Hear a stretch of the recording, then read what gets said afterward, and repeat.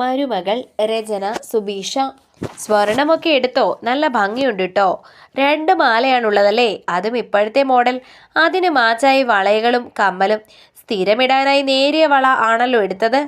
പക്ഷെ നല്ല കട്ടിയുണ്ട്. ഇതെല്ലാം കൂടി എത്ര പവനുണ്ട്? 50 പവൻ തികച്ചുണ്ട്. കുറച്ച് കഷ്ടപ്പെട്ടാലും മകൾ നല്ല നിലയ്ക്ക് പോകണമെന്നാണല്ലോ അച്ഛനും അമ്മയ്ക്കും. ഇപ്പോൾ ഇവിടെയുള്ള സ്വർണം മുഴുവൻ എടുത്തും പിന്നെ വലിയൊരു തുക കടമെടുത്തും ഈ കല്യാണം ഭംഗിയായി നടത്തണം. ആകെ 2 പെൺകുട്ടികളാണ്. മൂത്തവളുടെ കാര്യം ഭംഗിയായി കഴിഞ്ഞാൽ ഇളയവളുടെ കാര്യത്തിൽ സമാധാനമുണ്ടല്ലോ. ചെക്കൻ ഗവൺമെന്റ് എഞ്ചിനീയർ അല്ലേ? അപ്പോൾ ഈ 50 പവൻ കൂടുതലൊന്നും അല്ല. സത്യത്തിൽ മോളുടെ സൗന്ദര്യത്തിൽ വീണു പോയതാണല്ലേ? ആ സ്ത്രീ ചോദിച്ചപ്പോൾ അവരുടെ സംസാരം കേട്ടുകൊണ്ടിരുന്ന കല്യാണ പെണ്ണായ ആര്യ നാണം കൊണ്ട് ചിരിച്ചുപോയി. ആര്യയുടെ അമ്മയും പുഞ്ചിരിച്ചു. ആര്യയുടെ വിവാഹമാണ്. വരൻ സഞ്ജയ്. ആള് ഗവൺമെന്റ് PWD എഞ്ചിനീയർ ആണ്. സഞ്ജയിന്റെ അച്ഛൻ ദിവാകരൻ, അമ്മ സുമ, അനിയൻ സഞ്ജീവ്. സഞ്ജയിനേക്കാൾ 1 വയസ്സ് ഇളയതാണ് അനിയൻ. അനിയൻ ഒരു IT പ്രൊഫഷണലാണ്. ആര്യയുടെ അച്ഛൻ സുമേഷ്, അമ്മ ചിന്നു. ഒരനിയത്തി ആതിര. ആതിര +2 പഠിക്കുന്നു. തങ്ങൾക്ക് ചേർന്നതിനേക്കാൾ വലിയൊരു ബന്ധം തൻ്റെ മകൾക്ക് വന്നപ്പോൾ സുമേഷും ചിന്നുവും വളരെയധികം സന്തോഷിച്ചു. അതുകൊണ്ട് കടമെല്ലാം വാങ്ങി മകളെ നല്ല രീതിയിൽ കെട്ടിക്കാൻ തന്നെയാണ് അയാൾ തീരുമാനിച്ചിരിക്കുന്നത്. തൻ്റെ മകൾ സന്തോഷത്തോടെ ജീവിക്കണം എന്നാണല്ലോ ഓരോ അച്ഛനമ്മമാരുടെയും ആഗ്രഹം. വിവാഹത്തിന് ഇനി ഒരാഴ്ച മാത്രമേ ഉള്ളൂ. ദിവസവും സഞ്ജയ് ആര്യയെ ഫോൺ ചെയ്യും. സഞ്ജയ് അധികം സംസാരിക്കുന്ന ടൈപ്പല്ല. പൊതുവെ ഗൗരവക്കാരനാണ്. അമ്മയോട് വളരെയധികം സ്നേഹമുള്ള മകനാണ്. സഞ്ജയ് ഏട്ടാ, ഇന്ന് സ്വർണം എടുത്തിട്ടോ?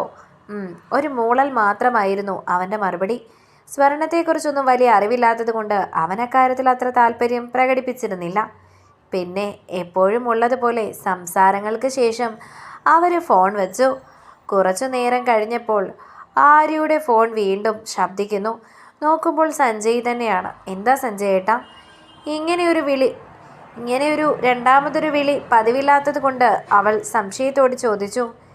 താൻ സ്വർണം എടുത്ത കാര്യം എൻ്റെ അമ്മയോട് പറഞ്ഞിരുന്നില്ലല്ലേ? അത് അങ്ങനെ പറയുന്ന ചടങ്ങുണ്ടെന്ന് അറിയില്ലായിരുന്നു. ചടങ്ങൊന്നുമില്ല. എൻ്റെ അമ്മയ്ക്ക് തൻ്റെ മകൻ്റെ ഭാര്യ അണിയാൻ പോകുന്ന സ്വർണത്തെക്കുറിച്ചൊക്കെ കുറേ ആഗ്രഹങ്ങളുണ്ടായിരുന്നു. അമ്മ അതിപ്പോഴാണ് പറഞ്ഞത്. അയ്യോ സഞ്ജയ് ഏട്ടാ, നേരത്തെ അറിഞ്ഞില്ലല്ലോ. അല്ലെങ്കിൽ സ്വർണം എടുക്കാൻ പോകുമ്പോൾ അമ്മയെ വിളിച്ചേനെ. അത് സാരമില്ല. നാളെ അമ്മ അവിടെ വരുന്നുണ്ട്. ഇന്നലെ സ്വർണം വാങ്ങിച്ചത് നാളെ മാറ്റി വാങ്ങുമ്പോൾ വലിയ പ്രശ്നമൊന്നും ഉണ്ടാകില്ല. സഞ്ജയുടെ വാക്കുകൾ ആര്യയിൽ ഞെട്ടലുണ്ടാക്കി. മാറ്റി വാങ്ങാനോ? മാറ്റി വാങ്ങുമ്പോൾ പൈസ വീണ്ടും വേണ്ടി വരില്ലേ? അച്ഛനെ കൊണ്ട് അത് നടക്കുമെന്ന് തോന്നുന്നില്ല. അതൊന്നും ആര്യ നോക്കണ്ട. നാളെ മാറ്റി വാങ്ങാനുള്ള കാര്യം നോക്കാം. അച്ഛൻ്റെ കയ്യിൽ നിന്ന് ഇനി പൈസയാകില്ല. അപ്പോൾ ശരി, നാളെ ഞാനും അമ്മയും കൂടി വരാം. അതും പറഞ്ഞവൻ ഫോൺ വച്ചു. ആര്യയ്ക്ക് ശരിക്കും എന്തോ പോലെയായി. അവൾ അമ്മയോടും അച്ഛനോടും കാര്യം പറഞ്ഞു. അവർക്കും എന്തോ പോലെ ആയെങ്കിലും മകളുടെ സന്തോഷമുള്ള ജീവിതം ആഗ്രഹിച്ച സഞ്ജയിൻ്റെ വീട്ടുകാർ എന്തു പറഞ്ഞ് അതുപോലെ ചെയ്യാൻ പറഞ്ഞു. ആതിരയ്ക്കാണെങ്കിൽ അവരുടെ ഈ പ്രവൃത്തി ഒട്ടും ഇഷ്ടമായില്ല. ഈ കല്യാണം തന്നെ വേണ്ട എന്ന് ആ കുട്ടി പറഞ്ഞു. പക്ഷേ ആതിരയുടെ സംസാരം കേട്ട അച്ഛനും അമ്മയും അവളെ പിണങ്ങുകയാണ് ചെയ്തത്. പിറ്റേ ദിവസം രാവിലെ തന്നെ സുമയും സഞ്ജയും അവിടെ എത്തി. അവർ വാങ്ങിയ ആഭരണത്തെ അടിമുടി അധിക്ഷേപിക്കുകയാണ് സുമ ചെയ്തത്. ആകെ നിസ്സാരം 50 പവനേ ഉള്ളൂ. അതാണെങ്കിലും മര്യാദയ്ക്ക് കാണാൻ കൂടിയില്ല. ആകെ 2 മാലയും 6 വളയും. ഇത് മാത്രമിട്ട് മണ്ഡപത്തിലിറങ്ങിയാൽ ഞങ്ങൾക്കാണ് നാണക്കേട്. സത്യത്തിൽ ഞങ്ങൾക്ക് ഈ ബന്ധത്തിൻ്റെ ആവശ്യമൊന്നുമില്ല. ഇതിലും നല്ല ബന്ധം കിട്ടും. പക്ഷെ ഇവൻ ആര്യയെ വളരെയധികം ഇഷ്ടമായി. എന്തൊക്കെ പറഞ്ഞാലും ആര്യ നല്ല സുന്ദരിയാണല്ലോ. അതുകൊണ്ടാണ് ഞാനും അങ്ങ് സമ്മതിച്ചത്. സുമ ചേച്ചി, ഇപ്പോഴത്തെ കുട്ടികൾക്ക് അധികം സ്വർണമൊന്നും ഇഷ്ടമല്ലല്ലോ. അതായെല്ലാം ഒതുക്കപ്പണിയായിട്ടുള്ളത് എടുത്തത്. ചേച്ചിക്ക് എങ്ങനെയാണ് ഇഷ്ടം അതേപോലെ മാറ്റിയെടുത്തോ. ആര്യയുടെ അമ്മ പറഞ്ഞപ്പോഴേക്കും സുമയ്ക്ക് സന്തോഷമായി. താൻ ചെക്കൻ്റെ അമ്മയാണ്. അപ്പോൾ തൻ്റെ വാക്കിന് വിലയുണ്ട്. അതവർ സമ്മതിക്കുകയും ചെയ്തു. സ്വർണം മാറ്റി വാങ്ങിച്ചപ്പോൾ കുറച്ച് നഷ്ടം വന്നെങ്കിലും സുമയുടെ വാശി തന്നെ വിജയിച്ചു. ആര്യയ്ക്കൊട്ടും അംഗീകരിക്കാൻ പറ്റാത്ത പുകഴ്ചയുള്ള കുറേ ആഭരണങ്ങളാണ് വാങ്ങിച്ചത്. സത്യത്തിൽ ആ പാവത്തിന് സങ്കടം വരുന്നുണ്ട്. പക്ഷെ ഒന്നും ചെയ്യാൻ പറ്റിയില്ല. സഞ്ജീവേട്ട സ്ഥിരമിടാനുള്ള വള ചെറുത് മതിയായിരുന്നു. ബാക്കിയുള്ള ആഭരണങ്ങളെല്ലാം വലുത് തിരഞ്ഞെടുത്തെങ്കിലും സ്ഥിരമായി ഇടാനുള്ള വളയെങ്കിലും ചെറുത് വേണമെന്ന് അവൾക്ക് ആഗ്രഹമുണ്ടായിരുന്നു. സഞ്ജീവിനോട് പറയുകയും ചെയ്തു. അമ്മ അത്രയും സന്തോഷത്തോടെ എടുക്കുമ്പോൾ നീ എന്തിനാ വേണ്ടെന്ന് പറയുന്നത്? ആ വളയ്ക്കൊരു കുഴപ്പമില്ല, നീ അതങ്ങ് ഇട്ടാൽ മതി. കുറച്ച് ദേഷ്യത്തോടെയുള്ള അവൻ്റെ സംസാരത്തിൽ പാവം പേടിച്ച് പോവുകയാണ് ചെയ്തത്. അമ്മയുടെ വാക്കിനപ്പുറം സഞ്ജയ്ക്ക് ഒന്നുമില്ലെന്ന് ആ നിമിഷം ആര്യയ്ക്ക് മനസ്സിലായി. അടക്കവും ഒതുക്കവുമുള്ള നല്ല കുട്ടിയായി പോയതിനാൽ മാത്രം അവൾക്ക് പ്രതികരിക്കാൻ പറ്റിയില്ല. അത് തന്നെയായിരുന്നു അവളുടെ ജീവിതത്തിലെ ഏറ്റവും വലിയ കുറവ്. വീട്ടിൽ വന്നപ്പോൾ ഈ സ്വർണമെല്ലാം കണ്ട് ആതിരെ ഒച്ചയെടുത്തെങ്കിലും അച്ഛനും അമ്മയും ഒന്നും മിണ്ടിയില്ല. അവർ സുമയ്ക്ക് സപ്പോർട്ട് ചെയ്യുകയാണ് ചെയ്തത്. വിവാഹമെല്ലാം ഭംഗിയായി കഴിഞ്ഞു. 4 ദിവസം ആര്യയുടെ വീട്ടിലായിരുന്നു. സഞ്ജയ് അവരുടെ അച്ഛനും അമ്മയും അനിയത്തിയോടും വളരെ മാന്യമായി തന്നെയാണ് പെരുമാറിയത്. അവൻ്റെ ആ പെരുമാറ്റത്തിൽ എല്ലാവർക്കും സന്തോഷം തോന്നി. ആ ഒരു പെരുമാറ്റം കൊണ്ട് തന്നെ സ്വർണത്തെക്കുറിച്ചുള്ള അവളുടെ സങ്കടം അങ്ങ് മാറി. തൻ്റെ അച്ഛനെയും അമ്മയും അനിയത്തിയും ചേർത്ത് പിടിക്കുന്നുണ്ടല്ലോ, അതുതന്നെ അവൾക്ക് വലിയ കാര്യമായി തോന്നി. പക്ഷെ ദിവസങ്ങൾ പോകുന്തോറും ആ തോന്നലുകളൊക്കെ മാറാൻ അധിക സമയം വേണ്ടി വന്നില്ല. സുമയുടെ മുൻപിൽ സഞ്ജയ് അവളുടെ വീട്ടുകാരുടെ അധിക സ്നേഹത്തോടെ പെരുമാറാൻ നിന്നില്ല. എന്നാൽ സുമയില്ലാത്ത സമയങ്ങളിൽ നന്നായി പെരുമാറുകയും ചെയ്തു. അതിനൊരു കാരണമുണ്ട്. വിവാഹശേഷം ആദ്യമായി ആര്യയുടെ വീട്ടുകാർ സഞ്ജയിൻ്റെ വീട്ടിൽ വന്നപ്പോൾ അവൻ വളരെയധികം സ്നേഹത്തോടെ അവരെ ചേർത്ത് പിടിച്ചിരുന്നു. പക്ഷേ അത് സുമയ്ക്ക് ഇഷ്ടമായില്ല. അവർ പോയതിനു ശേഷം ഭാര്യ വീട്ടുകാരെ ഇങ്ങനെ ചേർത്ത് പിടിക്കാൻ നാണമില്ലേ എന്നും പറഞ്ഞ് അവർ മകനെ ഒരുപാട് വഴക്ക് പറഞ്ഞു. അതുമാത്രമല്ല, നീ അവരെ അങ്ങനെ ചേർത്ത് പിടിക്കുന്നത് എനിക്കിഷ്ടമല്ലെന്ന് വെട്ടി തുറന്ന് പറയാനും അവർ മറന്നില്ല. ആര്യ ഒരു ഞെട്ടലോടെയാണത് കേട്ടത്. അവൾക്കത് സഹിക്കാൻ പറ്റുന്നതിനും അപ്പുറമായിരുന്നു. അതുകൊണ്ട് അതേക്കുറിച്ച് സഞ്ജയനോട് സംസാരിക്കാൻ തന്നെ അവൾ തീരുമാനിച്ചു. ടിപ്പിക്കൽ അമ്മായിയമ്മ സ്വഭാവമാണ് സുമ ആര്യയുടെ അടുത്ത് എടുക്കുന്നത്.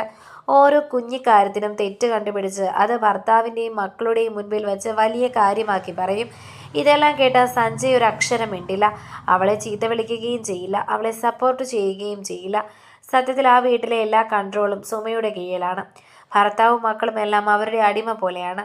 അതികുറഞ്ഞ ദിവസം കൊണ്ട് ആര്യ മനസ്സിലാക്കി. ആര്യ തൻ്റെ അമ്മയോട് കാര്യം പറഞ്ഞപ്പോൾ സുമ പറഞ്ഞതുപോലെ കേൾക്കാൻ തന്നെയാണ് അവരും അവളോട് പറഞ്ഞത്. വെറുതെ പ്രശ്നമുണ്ടാക്കിയാൽ അവർ തിരികെ വീട്ടിൽ കൊണ്ടുവന്ന് വിട്ടാൽ എല്ലാവരും ആത്മഹത്യ ചെയ്യാനല്ലാതെ വേറെ വഴിയില്ലെന്നാണ് അവളുടെ അമ്മ അവളോട് പറഞ്ഞത്. അതുകൊണ്ട് അവൾ സുമയിൽ നിന്ന് നേരിടുന്ന ഓരോ ടോർച്ചറുകളും സഞ്ജയോട് അവൾ പറയാറില്ല. പക്ഷേ ഇന്ന് തൻ്റെ അച്ഛനും അമ്മയും വന്നപ്പോഴുള്ള സുമയുടെ പെരുമാറ്റവും അവൾക്ക് ഒട്ടും സഹിക്കാൻ പറ്റുന്നുണ്ടായിരുന്നില്ല. അതുകൊണ്ട് അവനോട് സംസാരിക്കാൻ തന്നെ തീരുമാനിച്ചു. ഏട്ടാ, എന്തിനാ അമ്മ എൻ്റെ വീട്ടുകാരോട് ഇങ്ങനെ പെരുമാറുന്നത്? അവർ ഒന്നിനുമില്ലല്ലോ. അവർ വന്നപ്പോൾ അമ്മ അവരെ അപമാനിക്കുന്നത് പോലെ പെരുമാറി, അത് സഹിക്കാം. ഏട്ടനോടും അങ്ങനെ പെരുമാറാൻ പറയുന്നത് എന്തിനാ? ഏട്ടൻ ഇനി അമ്മ പറയുന്നത് പോലെ കേട്ട് പ്രവർത്തിക്കരുത് കേട്ടോ. അവൾ വളരെയധികം ശാന്തമായാണ് അവനോട് പറഞ്ഞത്. എനിക്ക് എൻ്റെ അമ്മ പറഞ്ഞത് കേൾക്കാനേ പറ്റൂ. നിനക്ക് പറ്റിയില്ലെങ്കിൽ ഇവിടുന്ന് പോകാൻ നോക്കിക്കോ. അവൻ്റെ ആ ഒരൊറ്റ ഡയലോഗിൽ ആര്യ പേടിച്ചു പോയി. തനിക്ക് സപ്പോർട്ടായി ഈ കുടുംബത്തിൽ തൻ്റെ ഭർത്താവ് പോലും കൂടെയില്ലെന്ന് അവൾക്ക് മനസ്സിലായി. ഇനിയെല്ലാം സഹിക്കാം, അല്ലാതെ ഒന്നും ചെയ്യാനില്ല. അച്ഛൻ്റെ അവസ്ഥ ഓർക്കുമ്പോൾ വീട്ടിലേക്ക് ചെല്ലാനും പറ്റില്ല. തൻ്റെ വിഷമമെല്ലാം ഉള്ളിലൊതുക്കി അവൾ അവിടെ ജീവിച്ചു. ജീവിതം എപ്പോഴും ഒരേ അവസ്ഥയിലല്ല, അതിൽ മാറ്റം സംഭവിക്കും. അതേപോലെ ഒരു മാറ്റം ആര്യയുടെ ജീവിതത്തിലും വരികയാണ്. ആ മാറ്റം കൊണ്ടുവരുന്നത് വേറെ ആരുമല്ല, സഞ്ജയിൻ്റെ അനിയൻ സഞ്ജീവിൻ്റെ ഭാവി വധു. സഞ്ജീവ് തൻ്റെ കൂടെ ജോലി ചെയ്യുന്ന പെൺകുട്ടിയുമായി പ്രണയത്തിലായി. ആ കാര്യം വീട്ടിൽ പറഞ്ഞപ്പോൾ സുമ ഒച്ചയെടുത്തെങ്കിലും പെൺകുട്ടി ഒരു കോടീശ്വരിയാണെന്ന് അറിഞ്ഞപ്പോൾ ആ മുറുമുറുപ്പ് ഒക്കെ കാറ്റിൽ പറന്നുപോയി. പണക്കാരിയായ ഒരു സുന്ദരിയായ മരുമകൾ സുമയ്ക്ക് അതിൽ കൂടുതൽ എന്ത് വേണം? ശ്വേത എന്നാണ് സഞ്ജീവ് വിവാഹം കഴിക്കാൻ പോകുന്ന പെൺകുട്ടിയുടെ പേര്. ശ്വേതയുടെ വീട്ടുകാർക്ക് സഞ്ജീവിൻ്റെ ആലോചനയിൽ താല്പര്യമില്ല. കാരണം അവരുടെ കണ്ണിൽ ഇവരൊരു സാധാരണക്കാർ മാത്രമാണ്. പക്ഷേ മകളുടെ ഇഷ്ടത്തിന് അവർ വിവാഹത്തിന് സമ്മതിച്ചു. ആൺകുട്ടിയുടെ വീട്ടുകാർക്ക് ആണ് മുൻഗണന എന്നൊരു ഭാവം സുമയ്ക്ക് ഇപ്പോഴുമുണ്ട്. ഒരു ദിവസം ശ്വേതയുടെ വീട്ടിൽ വിവാഹക്കാര്യമെല്ലാം സംസാരിക്കാൻ സഞ്ജീവും കുടുംബവും അവിടെ എത്തിയിരിക്കുകയാണ്. എല്ലാ പരിപാടിക്കും ആര്യയെ നെറ്റിപ്പട്ടം കെട്ടിച്ച് കൊണ്ടുപോകുന്ന ആനയെപ്പോലെ സ്വർണമെല്ലാം ഇടിച്ച സുമ കൊണ്ടുപോകും. ഞാൻ എൻ്റെ മരുമകളെ പൊന്നുപോലെയാണ് നോക്കുന്നതെന്ന് ആളുകളെ കാണിക്കാൻ വേണ്ടി മാത്രം. ശ്വേത സ്വർണം എടുക്കാൻ പോകുമ്പോൾ അമ്മയും വരാം. എൻ്റെ മകൻ്റെ ഭാര്യ എന്തൊക്കെ തരത്തിലുള്ള സ്വർണം ഇടണമെന്നുള്ളത് എൻ്റെ ഒരു സ്വപ്നമാണ്. ആൻറ്റി എന്തിനാ എൻ്റെ വിവാഹത്തിൻ്റെ സ്വർണത്തെക്കുറിച്ച് സ്വപ്നം കാണുന്നത്? എൻ്റെ വിവാഹമാണ്. ഞാൻ തരത്തിലുള്ള വസ്ത്രം ധരിക്കണം, സ്വർണം ധരിക്കണം എന്നൊക്കെ ഞാനാണ് തീരുമാനിക്കുന്നത്. മോളെ, എൻ്റെ വീട്ടിൽ അങ്ങനെയല്ല. ആര്യയുടെ എല്ലാ സ്വർണവും എൻ്റെ ഇഷ്ടത്തിനാണ് എടുത്തത്. ശ്വേത പറഞ്ഞത് ഇഷ്ടപ്പെടാതെ സുമ പറഞ്ഞു. ആര്യയ്ക്ക് വിവരവും വിദ്യാഭ്യാസവും ഇല്ലാത്തത് കൊണ്ട് സുമ പറഞ്ഞത് ആര്യ അങ്ങ് സമ്മതിച്ചു. പക്ഷെ ശ്വേത അത് സമ്മതിക്കുമെന്ന് തോന്നുന്നില്ല. അവൾക്ക് അവളുടെ വെഡിങ്ങിനെ കുറിച്ച് കുറേ അധികം ആഗ്രഹമുണ്ട്. സുമയുടെ സംസാരം ഒട്ടും പിടിക്കാതെ ശ്വേതയുടെ അമ്മ ഉടനടി മറുപടി പറഞ്ഞു. സുമയ്ക്ക് മുഖത്തടിയേറ്റതുപോലെയായി. സഞ്ജയും അച്ഛനും ബുദ്ധിമുട്ടായെങ്കിലും സഞ്ജീവ് അത് കേൾക്കാത്ത പോലെ നിന്നു. അവൻ അവൻ്റെ അമ്മയെപ്പോലെയാണ്. സ്വന്തം കാര്യം സിന്ദാബാദ്. ആൻറ്റി, ഞാൻ BEd ആണ്, ആര്യ പെട്ടെന്ന് പറഞ്ഞു. അവൾ വിദ്യാഭ്യാസമുള്ളവളാണല്ലോ. ആര്യ, മോൾക്ക് ഇത്രയും വിദ്യാഭ്യാസം ഉണ്ടായിരുന്നു, എന്നിട്ട് എന്താ സഞ്ജയ് ആ കുട്ടിയെ ജോലിക്ക് വിടാത്തത്? പെട്ടെന്ന് ശ്വേതയുടെ അച്ഛൻ സഞ്ജയോട് ചോദിച്ചു. തൻ്റെ അമ്മ കാരണമാണ് ജോലിക്ക് വിടാത്തതെന്ന് അവന് പറയാൻ പറ്റില്ലല്ലോ. അതുകൊണ്ട് അവൻ്റെ ചോദ്യത്തിൽ ഉത്തരമൊരു പുഞ്ചിരിയിൽ ഒരുക്കി. ഈ സംസാരമെല്ലാം കേട്ട് ആര്യയ്ക്ക് വളരെയധികം സന്തോഷം തോന്നി. തൻ്റെ അമ്മായിയമ്മയ്ക്കും ഭർത്താവിനും തിരിച്ചടികൾ കിട്ടിത്തുടങ്ങി. ദൈവമുണ്ടെന്ന് പറയുന്നത് വെറുതെയല്ല, അവൾ മനസ്സിൽ പറഞ്ഞു. വീട്ടിലെത്തിയ സുമ ശ്വേതയ്ക്ക് അഹങ്കാരം കൂടുതലാണെന്നും കുറച്ച് ഒതുക്കണമെന്നും സഞ്ജീവിനോട് പറഞ്ഞു. അമ്മ വേണ്ടാത്ത കാര്യമൊന്നും പറഞ്ഞ് എൻ്റെ വിവാഹം മുടക്കാൻ നിൽക്കരുത്. പിന്നെ ആര്യയോട് കാണിക്കുന്ന സ്വഭാവം ശ്വേതയോട് കാണിക്കാൻ നിൽക്കണ്ട. ആര്യ പാവമാണ്, നിങ്ങളെ എല്ലാവരെയും തട്ടിക്കളിച്ചാൽ പോലും മിണ്ടാതെ നിൽക്കും. പക്ഷെ ശ്വേത അങ്ങനെയൊന്നുമല്ല. സഞ്ജീവ് പറയുന്നത് കേട്ട സുമ മുഖം വീർപ്പിച്ച് എഴുന്നേറ്റ് പോയി.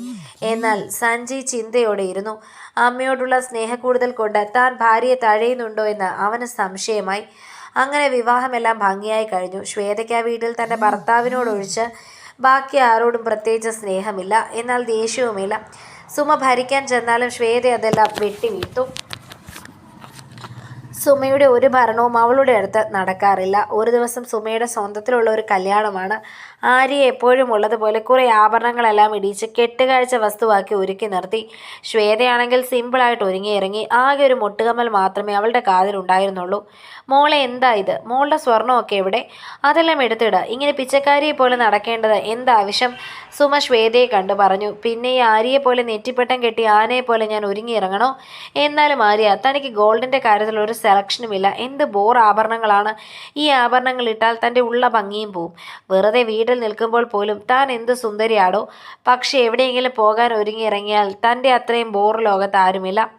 എൻ്റെ ആഭരണങ്ങളെല്ലാം അമ്മയുടെ സെലക്ഷനാണ്. ആര്യ, നീ അല്ലാതെ ഓൾഡ് ജനറേഷനെയൊക്കെ സ്വർണം എടുക്കുന്നിടത്ത് കൊണ്ടുപോകുമോ? ശ്വേത സുമയെ കളിയാക്കി പറഞ്ഞു. ഇത് കേട്ട ആര്യയുടെ ചുണ്ടിൽ പുഞ്ചിരി വിരിഞ്ഞു. എന്നാൽ സുമയ്ക്കും സഞ്ജയ്ക്കും അതൊട്ടും ഇഷ്ടമായില്ല. ശ്വേത, അമ്മയെക്കുറിച്ച് മര്യാദയ്ക്ക് സംസാരിക്കണം, സഞ്ജയ് അനിഷ്ടത്തോട് പറഞ്ഞു. സൗകര്യമില്ല, എനിക്കിങ്ങനെ പറ്റൂ. അതും പറഞ്ഞ് ശ്വേത പുറത്തേക്ക് ഇറങ്ങിപ്പോയി. സഞ്ജീവേ, അവൾ എന്ത് വേണമെങ്കിലും എന്നെ പറഞ്ഞോട്ടെ, പക്ഷേ എൻ്റെ അമ്മയെ പറയരുത്.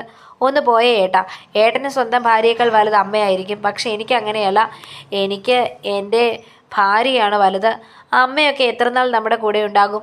പക്ഷെ ജീവിതകാലം മുഴുവൻ നമ്മുടെ കൂടെ വേണ്ടത് നമ്മുടെ ഭാര്യയാണ്. സഞ്ജീവ് പറഞ്ഞുകൊണ്ട് ശ്വേതയുടെ പുറകെ പോയി. എടാ മോനെ, അവൻ വെറും പെൺകോന്തനായി പോയി. നീയും അങ്ങനെ ആകലേടാ. സുമയ്ക്കാകെ ഭയം തോന്നി. സഞ്ജയ് ഒന്നും മിണ്ടാതെ പുറത്തേക്ക് പോവാൻ നേരം ആര്യ, ഇത്രയും സ്വർണം ഒന്നും ഇടണ്ട, കുറച്ച് മാത്രം ഇട്ടിട്ട് വാ.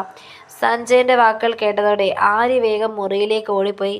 കുറച്ചു മാത്രം ആഭരണമിട്ടവൾ തിരികെ വന്നു. കുറച്ച് ആഭരണത്തിൽ തൻ്റെ ഭാര്യയുടെ സൗന്ദര്യം കൂടിയതുപോലെയാണ് അവന് തോന്നിയത്. എന്നാൽ ഇതെല്ലാം കണ്ട് സുമയ്ക്ക് ദേഷ്യമാണ് തോന്നിയത്. സുമയ്ക്ക് സത്യത്തിൽ ശ്വേതയേക്കാൾ ദേഷ്യം ആര്യയോടാണ് ഉണ്ടായത്. ശ്വേത കാശുള്ള വീട്ടിലെ പെൺകുട്ടിയാണ്. അവൾ എന്തു പറഞ്ഞോട്ടെ. അവൾ പറഞ്ഞത് കേട്ട് ഒന്നും മിണ്ടാതെ തന്നെ കളിയാക്കിയതുപോലെ നിൽക്കുന്ന ആര്യയോടാണ് സുമയ്ക്ക് ദേഷ്യം തോന്നിയത്. ആര്യയെ പാഠം പഠിപ്പിക്കണമെന്ന് സുമ വിചാരിച്ചു. ദിവസങ്ങൾ പോയിക്കൊണ്ടിരുന്നു. ശ്വേതയുടെയും സഞ്ജീവിൻ്റെയും ജീവിതം കണ്ട് തൻ്റെ അമ്മ തൻ്റെ ഭാര്യയോട് കുറേ അനീതി ചെയ്തിട്ടുണ്ടെന്ന് സഞ്ജയ്ക്ക് മനസ്സിലായി തുടങ്ങി. അവരുടെ അടുത്ത് വേറൊരു നിയമം, തങ്ങളുടെ അടുത്ത് വേറൊരു നിയമം. അവർ ഇഷ്ടമുള്ളപ്പോഴൊക്കെ പുറത്തു പോകുന്നു, സിനിമ കാണുന്നു, അവർക്കിഷ്ടമുള്ളത് എന്തും ചെയ്യുന്നു. അതെന്തെങ്കിലും തടയാൻ വന്നാൽ ശ്വേത പ്രതികരിക്കുകയും സഞ്ജീവ് അവളുടെ കൂടെ നിൽക്കുകയും ചെയ്യുന്നു. എന്നാൽ താനും ആര്യയും എവിടെയെങ്കിലും പോകാൻ വരുന്ന നേരം സുമ മുടക്ക് പറയുകയും ആര്യ എന്തു പറഞ്ഞാലും താൻ പ്രശ്നം വേണ്ടെന്ന് വിചാരിച്ച് മിണ്ടാതിരിക്കുകയുമാണല്ലോ ചെയ്യുന്നത്. അവൻ എവിടെയോ തൻ്റെ അമ്മ ആര്യയോട് അനീതി ചെയ്യുന്നത് പോലെ തോന്നി.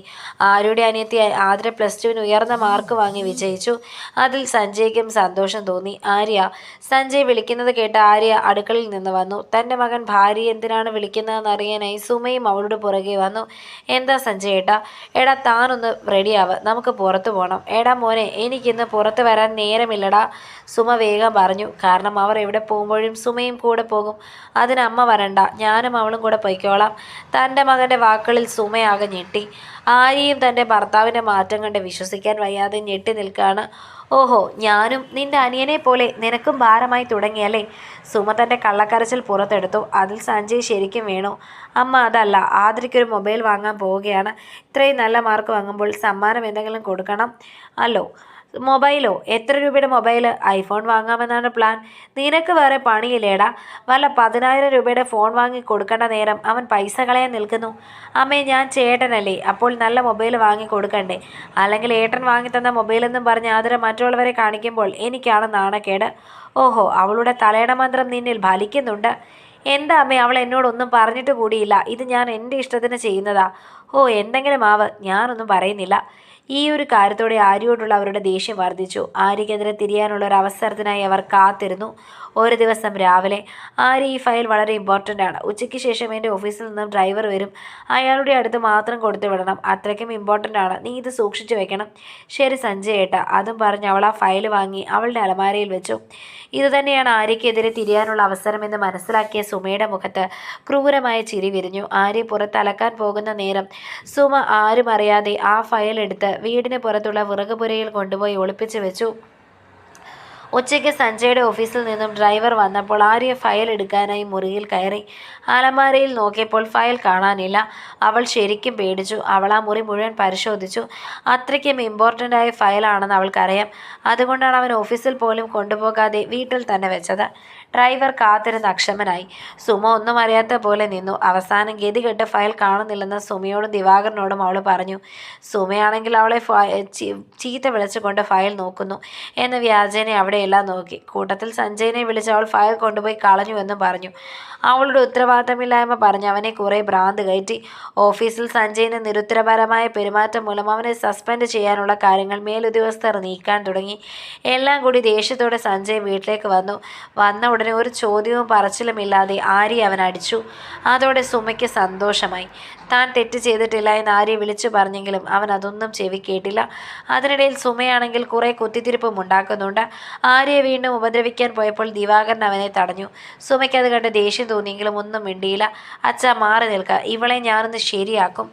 ഇവൾ കാരണം ഞാൻ സസ്പെൻഷൻ ആവാൻ പോവുകയാണ്. എല്ലാത്തിനും കാരണം ഇവൾ ഒരുത്തിയാണ്. ആര്യയാണെങ്കിൽ പേടിച്ച് നിലത്ത് ചുരുണ്ടുകൂടിയിരുന്ന് കരയുകയാണ്. അവൻ്റെ ജോലി പോകുമെന്ന് കേട്ടപ്പോൾ അവളുടെ സങ്കടം കൂടി. സുമയ്ക്കും അതിൽ സങ്കടമുണ്ടെങ്കിലും തൻ്റെ മകൻ്റെ ജോലി പോയാലും കുഴപ്പമില്ല, മരുമകൾ കരഞ്ഞാൽ മതിയെന്ന ദുഷ്ടഭാവമായിരുന്നു അവരുടെ ഉള്ളിൽ. സഞ്ജയ് ആണെങ്കിൽ അവിടെ മുഴുവൻ ഫയൽ നോക്കാൻ തുടങ്ങി. പക്ഷെ അവൻ ഒരു സ്ഥലത്തു നിന്നും കണ്ടുകിട്ടിയില്ല. അവസാനം അവൻ എല്ലാം തകർന്നതുപോലെ അവിടെയിരുന്നു. അപ്പോഴാണ് സഞ്ജീവും ശ്വേതയും വന്നത്. കാര്യമറിഞ്ഞ സഞ്ജീവും ആര്യയെ കുറ്റപ്പെടുത്താൻ മറന്നില്ല. എന്നാൽ ശ്വേത മാത്രം ചിന്തയോടെ നിന്നു. ഓഹോ, അമ്മ ആര്യയ്ക്കിട്ട് പണി വെച്ചതാണല്ലേ? ശ്വേത സുമയോട് വെട്ടിത്തുറന്ന് ചോദിച്ചു. അവളുടെ ആ ചോദ്യത്തിൽ സുമ ഞെട്ടിയെങ്കിലും ഇവളെന്താ പറയുന്നതെന്ന് അറിയാത്ത ഭാവത്തിൽ അവർ നിന്നു. നീ എന്താണ് പെങ്കൊച്ചെ ഈ പറയുന്നത്? ഞാൻ എന്ത് ചെയ്തു? സുമ നിഷ്കളങ്ക ഭാവത്തോട് ചോദിച്ചു. ചേട്ടാ, ലൈറ്റ് ബ്ലൂ കളർ ഫയലായിരുന്നോ? അവൾ സഞ്ജയോട് ചോദിച്ചു. അതെ. ശ്വേത എവിടെയെങ്കിലും കണ്ടോ? ഞെട്ടിപ്പിടിഞ്ഞ് എഴുന്നേറ്റുകൊണ്ട് അവൻ ചോദിച്ചു. ആര്യയും ഞെട്ടലോടെ അവരെ നോക്കി. സുമയ്ക്കാണെങ്കിൽ ആകെ പേടി തോന്നുന്നുണ്ട്. ഇന്ന് രാവിലെ ഞാൻ വൈകിയാണ് ഓഫീസിൽ പോയത്. ഞാൻ ഒരുങ്ങിയിറങ്ങാൻ നേരത്ത് അമ്മ ഏട്ടൻ്റെ മുറിയിൽ നിന്ന് എന്തോ എടുത്ത് കുറച്ച് പേടിയോടെ പോകുന്നുണ്ടായിരുന്നു. എന്തോ കള്ളത്തരമുണ്ടെന്ന് മനസ്സിലാക്കി ഞാൻ പതുങ്ങി പുറകെ ചെന്നു. അപ്പോൾ അമ്മ പോയത് നേരെ വിറകുപുരയിലാണ്. അമ്മയുടെ കയ്യിൽ ഒരു ലൈറ്റ് ബ്ലൂ കളർ എന്തോ ഉണ്ടായിരുന്നു. അപ്പോഴേക്കും എനിക്ക് ഓഫീസിൽ നിന്നും ഫോൺ വന്നു. പിന്നൊന്നും നോക്കാൻ നേരം കിട്ടിയില്ല. ഇതെല്ലാം കേട്ട് കഴിഞ്ഞപ്പോൾ ഭൂമി പിളർന്ന് താഴേക്ക് പോയാൽ മതിയെന്ന് സുമയ്ക്ക് തോന്നി. അവൻ അപ്പോൾ തന്നെ വിറകുപുരയിലേക്ക് ഓടി. അവിടെയുള്ള സാധനങ്ങളെല്ലാം വലിച്ചു വാരിയിട്ട് നോക്കിയപ്പോൾ ഒരു സൈഡിലായി ഫയൽ ഇരിക്കുന്നു. അവൻ വേഗത്തിൽ അത് തുറന്നു നോക്കി. നേരെ വീടിനകത്തേക്ക് വന്നു. സുമയാണെങ്കിൽ ആകെ പേടിച്ച് നിൽക്കുകയാണ്. അവൻ സുമയെ തറപ്പിച്ച് നോക്കിക്കൊണ്ട് നേരെ ആര്യയുടെ മുഖത്തേക്ക് നോക്കി. അവൾ ഇപ്പോഴും താഴെ ഇരിക്കുകയാണ്. അവന് തന്നോട് തന്നെ ദേഷ്യം തോന്നി. ആര്യയോട് അപ്പോൾ തന്നെ സോറി പറയണമെന്നുണ്ടെങ്കിലും തൻ്റെ ജോലിയുടെ കാര്യമായതുകൊണ്ട് അവൻ അപ്പോൾ തന്നെ ഓഫീസിലേക്ക് പുറപ്പെട്ടു. ഓഫീസിലെത്തി കാര്യങ്ങളെല്ലാം സോൾവ് ചെയ്ത് അവൻ വൈകിട്ടോടെ വീട്ടിലേക്കെത്തി. സുമയ്ക്കാണെങ്കിൽ ആകെ പേടിയുണ്ട്. എന്നാലും പക്ഷെ തൻ്റെ മകനല്ലേ, താൻ പറഞ്ഞാൽ കേൾക്കുമെന്ന അഹങ്കാരം അവർക്കുണ്ട്. അവർ വന്ന ഉടനെ ഹാളിലെ സെറ്റിയിലിരുന്നു. പെട്ടെന്ന് അവൻ്റെ മുൻപിലേക്ക് ഒരു ഗ്ലാസ് ചായ നീണ്ടുവന്നു. അവൻ തല ഉയർത്തി നോക്കിയപ്പോൾ അത് ആര്യയാണ്. അവൻ അടിച്ചതിൻ്റെ പാട് അവളുടെ മുഖത്തുണ്ട്. മുഖമെല്ലാം നീര് വെച്ചതുപോലെ ഇരിക്കുന്നു. കരഞ്ഞു വീർത്തതുപോലെയുള്ള കണ്ണ്. എന്നാൽ ഇപ്പോൾ ആ കണ്ണിൽ പ്രത്യേകിച്ച് ഭാവമൊന്നുമില്ല. അവളിൽ ആകെ ഒരു മൂകത. ആര്യ സോറി. അവളുടെ ഭാവം കണ്ട് വേദന വേദനയോട് അവൻ പറഞ്ഞു. എന്നാൽ അവളിൽ നിന്നും ഒരു മറുപടി മാത്രമല്ല, ഒരു ഭാവമാറ്റം പോലും ഉണ്ടായിരുന്നില്ല. നീ എന്തിനാണ് അവളോട് സോറി പറയുന്നത്? അവൾ ഒറ്റ ഒരാൾ കാരണമാണ് ഇങ്ങനെയൊക്കെ ഉണ്ടായത്. അവളുടെ അഹങ്കാരം തീർക്കാനാണ് മോനെ അമ്മ ഇങ്ങനെ ചെയ്തത്. അല്ലെങ്കിൽ മതി അമ്മേ, എനിക്കിനി ഒന്നും കേൾക്കാൻ താല്പര്യമില്ല. ഇനി ഇതേക്കുറിച്ച് സംസാരിക്കാൻ താല്പര്യമില്ല. മകൻ ചത്താലും വേണ്ടില്ല, മരുമകൾ കരയണമെന്ന അമ്മയുടെ ഐഡിയ 8 നിലയിൽ പൊട്ടിയല്ലോ. ശ്വേത അവരെ കളിയാക്കി. സുമ ഒന്നും മിണ്ടാതെ നിന്നു. അന്നു മുതൽ സഞ്ജയിൻ്റെ ജീവിതത്തിൽ മാറ്റങ്ങൾ വന്നു തുടങ്ങി. അമ്മയുടെ മേലുള്ള അവൻ്റെ വിശ്വാസം തകർക്കപ്പെട്ടു. എന്നാലും അമ്മയാണ്, അവരോട് എതിർക്കാനൊന്നും നിന്നില്ല. അതേപോലെ തന്നെ അവൻ്റെയും ആര്യയുടെയും കാര്യത്തിൽ അമ്മയുടെ വാക്ക് കേൾക്കാനും നിന്നില്ല. സഞ്ജയ് അമ്മയുടെ സ്വഭാവം മനസ്സിലാക്കി വന്നപ്പോഴേക്കും ആര്യ അവനിൽ നിന്ന് മാനസികമായി അകന്നിരുന്നു. അവൾ ആ വീട്ടിലിപ്പോൾ ഒരക്ഷരം സംസാരിക്കാറില്ല. രാവിലെ എഴുന്നേൽക്കും, വീട്ടുപണിയെല്ലാം ചെയ്യും. സഞ്ജയ്ക്കും വീട്ടുകാർക്കും വേണ്ടിയുള്ള കാര്യങ്ങളൊക്കെ ചെയ്യുമെങ്കിലും ആരോടും അവളിപ്പോൾ സംസാരിക്കാറില്ല. ഏത് സമയവും മൂകതയോടെ ഇരിക്കും. സഞ്ജയ് അവളോട് കുറേ പ്രാവശ്യം സോറി പറഞ്ഞു. ഇപ്പോൾ അമ്മയുടെ വാക്ക് ധിക്കരിച്ച് അവളുമായി പുറത്തേക്ക് പോകാറുണ്ട്. എവിടെ പോയാലും അവളിൽ മൗനം മാത്രമാണ്. ആ മൗനത്തിന് അവനാകെ തകരുകയാണ്. തൻ്റെ ജീവിതം കൈപ്പടിയിൽ നിന്ന് പോവുകയാണെന്ന് അവന് മനസ്സിലായി. എങ്ങനെയും അത് തിരികെ പിടിക്കാനുള്ള തത്രപ്പാടിലാണവൻ. ഒരു ദിവസം വൈകുന്നേരം എല്ലാവരും വീട്ടിലുള്ള സമയം അവൻ തൻ്റെ വീട്ടുകാരെ മുഴുവൻ വിളിച്ചു. കാര്യമറിയാതെ എല്ലാവരും വന്നു. കൂടെ ആര്യയും ഉണ്ടായിരുന്നു. അച്ഛാ, ഞാൻ ഈ വീട്ടിലെ മൂത്ത മകനാണ്. അതുകൊണ്ട് ഈ വീട് മാറേണ്ടത് ഞാനാണ്. ഓഫീസിനടുത്ത് ഞാനൊരു വീട് നോക്കി വെച്ചിട്ടുണ്ട്. വളരെ വലുതൊന്നുമല്ല, 7 സെൻറ്റ് സ്ഥലത്തൊരു ചെറിയ വീട്. അധികം കടമില്ലാതെ എനിക്ക് ആ വീട് വാങ്ങാൻ സാധിച്ചു. ഇനി എത്രയും പെട്ടെന്ന് അവിടേക്ക് താമസം മാറാനാണ് എൻ്റെ തീരുമാനം. ആരോട് ചോദിച്ചിട്ടാണ് നീ ഇതൊക്കെ ചെയ്തത്? സുമ ദേഷ്യത്തോടെ അലറി. അമ്മ എന്തിനാ ഒച്ചയെടുക്കുന്നത്? ഏട്ടൻ മൂത്തതല്ലേ, എന്നായാലും മാറേണ്ടതാണ്. അതിത്തിരി നേരത്തെ ആയാൽ അത്രയും നല്ലത്. സഞ്ജീവ് തൻ്റെ അഭിപ്രായം പറഞ്ഞു. ഓഹോ, അപ്പോൾ നീ തീരുമാനിച്ചോ ഇത് നിൻ്റെ വീടാണെന്ന്? ഞാൻ സമ്മതിക്കില്ല. എൻ്റെ 2 മക്കളും ഒരുമിച്ച് വേണം. എൻ്റെയും അച്ഛൻ്റെയും അമ്മയുടെയും അനുവാദം ചോദിച്ചിട്ടാണോ നീ അവരുടെ അടുത്ത് നിന്ന് എന്നെ പറിച്ച് ഈ വീട്ടിലേക്കാക്കിയത്? ആദ്യമായി ദിവാകരൻ വാ തുറന്നു. തൻ്റെ ഭർത്താവിൻ്റെ ചോദ്യത്തിൽ സുമയാകെ പതറി. അവൻ മൂത്ത മകനാണ്. അവൻ വീട് മാറട്ടെ. 2 പേരും ഒരേ വീട്ടിൽ നിന്നാൽ ഭാവിയിൽ എന്നായാലും കലഹമുണ്ടാകും. ദിവാകരൻ പറഞ്ഞു. അങ്ങനെയാണെങ്കിൽ ഇളയവൻ മാറട്ടെ. സഞ്ജയ് ഇവിടെ നിന്നാൽ മതി. അതെന്താ അമ്മയ്ക്ക് ഞാൻ നിൽക്കുന്ന ഇഷ്ടമല്ലേ? സഞ്ജീവ് സുമയുടെ വർത്തമാനം കേട്ട് ചോദിച്ചു. നീയും നിൻ്റെ ഭാര്യയും നിന്നാൽ ഞാൻ പണിയെടുത്ത് ചാവും. എന്തൊക്കെ പറഞ്ഞാലും ആര് നന്നായി വീട്ടുപണിയൊക്കെ എടുക്കും. എനിക്കൊരു സമാധാനവും സ്വസ്ഥതയുമുണ്ട്. നിൻ്റെ ഭാര്യ കുടിച്ച ഗ്ലാസ് പോലും കഴുകി വെക്കില്ല. അമ്മ എൻ്റെ ഭാര്യ വേലക്കാരിയല്ല, അവളെ ജോലിക്കാരിയായിട്ടല്ല ഞാനിവിടെ കൊണ്ടുവന്നത്. സഞ്ജയിൻ്റെ മറുപടിയിൽ സുമ ഞെട്ടിയെങ്കിലും ആര്യയുടെ കണ്ണ് നിറഞ്ഞു. ആദ്യമായാണ് തൻ്റെ ഭർത്താവ് തന്നെ സപ്പോർട്ട് ചെയ്ത് സംസാരിക്കുന്നത്. ചേട്ടാ, നിങ്ങൾ വീട് മാറിക്കോ. ഇവിടെ ജോലിക്ക് ഞാൻ വേലക്കാരിയെ വെച്ചോളാം. പിന്നെ കുറച്ച് പണി അമ്മയും എടുക്കട്ടെ. വെറുതെ ഇരുന്ന് തിന്നുകയല്ലേ.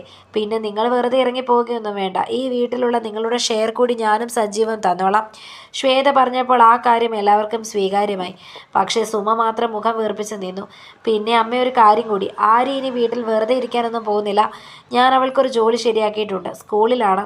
25 ലക്ഷം ചോദിക്കുന്നുണ്ട്. സ്ഥിരം ജോലിയാണ്. ഇവളുടെ തന്ത കൊണ്ട് വെച്ചിട്ടുണ്ട് 25 ലക്ഷം. നിനക്ക് വേറെ പണിയില്ലേടാ മോനെ ഇങ്ങനെ കടം മേടിച്ചു കൂട്ടാൻ? അമ്മേ, ഇത് ഇവളുടെ തന്തയുടെ തന്നെ കാശാണ്. അദ്ദേഹം കഷ്ടപ്പെട്ട് അവൾക്ക് ഉണ്ടാക്കി കൊടുത്ത 50 പവൻ ഞാനങ്ങ് വിൽക്കും. പിന്നെ ഇവൾക്ക് സ്ഥിരം ജോലി ആയാൽ അവൾക്ക് ഇഷ്ടമുള്ള ആഭരണം ഇഷ്ടമുള്ള പോലെ അവൾക്ക് വാങ്ങാമല്ലോ. അതിനാരോടും ചോദിക്കേണ്ട ആവശ്യമില്ല. പിന്നെ ഞാനുമുണ്ടല്ലോ, അത്യാവശ്യത്തിന് ആഭരണം ഞാൻ വാങ്ങിക്കൊടുത്തോളാം. ഓഹോ, നീ തലയണ മന്ത്രത്തിൽ വീണല്ലേടാ പെൺകോന്ത. എൻ്റെ ഭാര്യയും എൻ്റെ അമ്മയെപ്പോലെ തലയണ മന്ത്രം അറിയാവുന്നവളായിരുന്നെങ്കിൽ ഞാൻ ഇത്രയും ഇപ്പോൾ കഷ്ടപ്പെടേണ്ടി വരില്ലായിരുന്നു. എന്തു ചെയ്യാൻ, എനിക്ക് ഭാഗ്യമില്ലാതെയായിപ്പോയി.